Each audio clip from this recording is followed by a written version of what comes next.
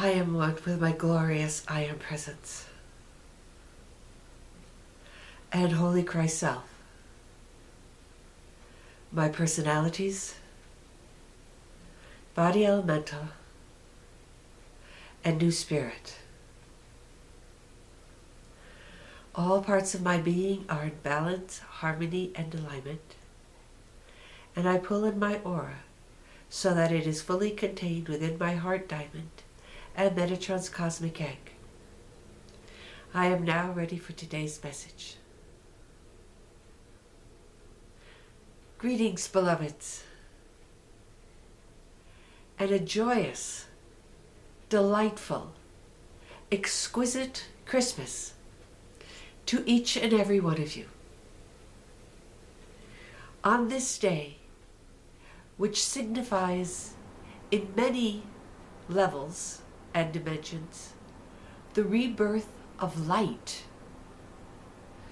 for it was light that Christ brought to the planet in his physical form. He radiated a pure and magnificent light that is also love wherever he went. No matter what he was doing, whether he was talking or not, he was radiating divine love and light everywhere to all people at all times. And this is what I expect of you, beloveds. This is what you too will be able to do one day when you have purified your mind and your heart sufficiently to be able to allow only the pure, unadulterated love and light of God to flow forth from you. Some of you are even now beginning to do it for short stretches of time. When you have enough control over your ego so that you do not allow it to express anything less than perfect divine love.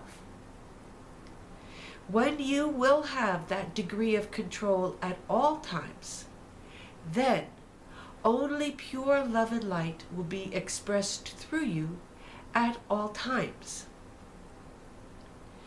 So now your job is to remember not to allow the ego to express its negative emotions. For the ego perceives the world through the eyes of distortion, through the eyes of selfishness. And these eyes engender a perception of the world that is filled with judgment, with likes and dislikes, with hate, and with a total non-acceptance of that which is. You know that there are many things that you cannot change in the outer world. But to hate those things, to be focused upon talking bad about them and sharing that badness with other people, only adds more energy to it. It only increases its hold upon you and upon everyone else. So when you see things in the world that you do not like, if you can take some action to change it, by all means do so. However, if you cannot, then simply dismiss it from your mind. Do not give it one more second of the power of your thought. For your thought is all powerful, beloveds. What you think and focus upon will eventually come into manifestation in your world. At some point, you will even have the ability to instantly manifest your thoughts. But before that ability is given to you, you must have complete control over your thoughts and be able to focus on those thoughts that you wish to see manifest, that you know are part of God's divine plan of perfection for all the earth. And then dwell upon those thoughts so that they will come into manifestation as quickly as possible.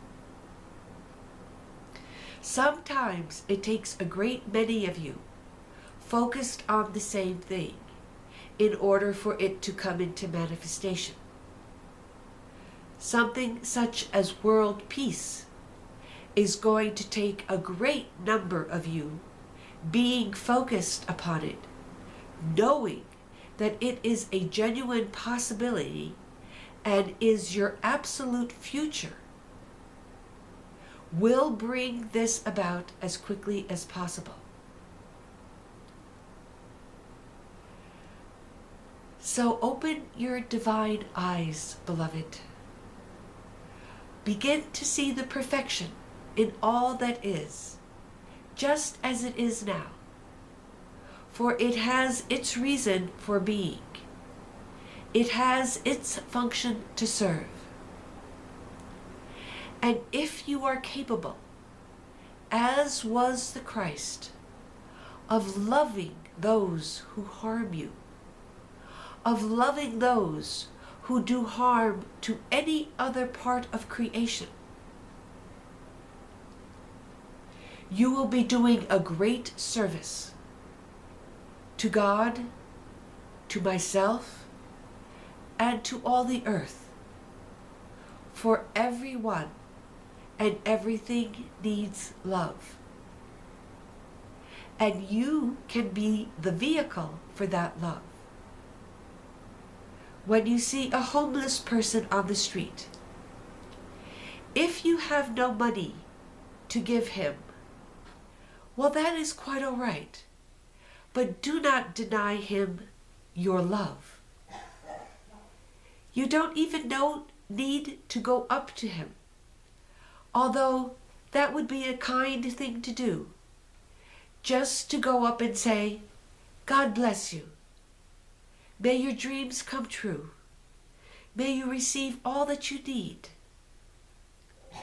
But even if you don't do that, beloveds, you can just stand where you are at a distance and say, I love you. I bless you. I ask God that you be given all that you need.